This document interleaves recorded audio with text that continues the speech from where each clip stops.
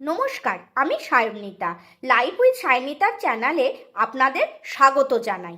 আজকে আমি উচ্ছে মোড়লার চচ্চড়ি রান্না করে আমি দেখাবো। এই রান্নাটি বহু পুরনো দিনের, আমার শাশুড়ি মায়ের শেখানো এই রান্নাটি করতে কি কি উপকরণ লাগছে তাহলে একটু দেখে নেওয়া যাক। লাগছে একটা মাঝারি সাইজের আলু, তিনটে মাঝারি সাইজের করলা, নুন হলুদ দিয়ে মাখানো মোড়লা মাছ, একটু পেঁয়াজ আর সর্ষে বাটা। চলুন রান্নাটা তাহলে শুরু করা যাক। প্রথমে কড়াইতে আমি সর্ষের তেল দিয়ে দিয়েছি।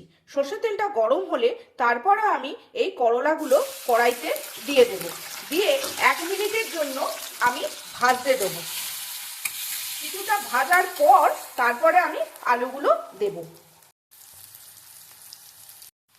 তারপরে 1 মিনিট করলাটা ভাজার পর আর যেই আলুটা কেটে রাখা ছিল সেই আলুটা আমি এর মধ্যে দিয়ে আরও 1 মিনিট একটু ভাজা ভাজা হতে দেবো।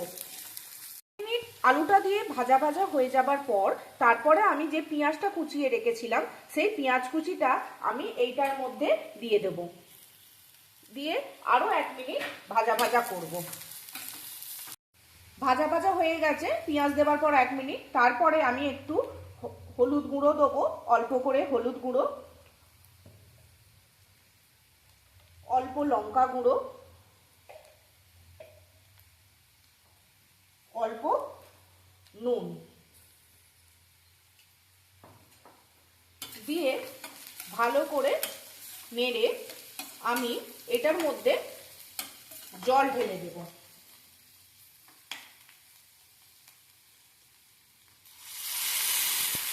পরিমাণ মতো আমি জল ঢেলে দেব। জলটা ঢেলে দেবার পর আমি ওরই সঙ্গে যে সর্ষেটা বেটে রেখেছিলাম সেটা এর মধ্যে দিয়ে দেব। দিয়ে ভালো করে নেড়ে আমি 10 মিনিটের জন্য চাপা দিয়ে দেব। 10 মিনিট পর চাপাটা খুলে যেই নুন হলুদ দিয়ে মাখিয়ে রাখা যে মোরলা মাছটা ভেজে রেখেছিলাম সেইটা এর মধ্যে আমি দিয়ে দেব। দিয়ে ভালো করে একটু নাড়াচাড়া করব। হ্যাঁ, একটু শুকনো শুকনো হলে তারপরে এটা আমি নামাবো।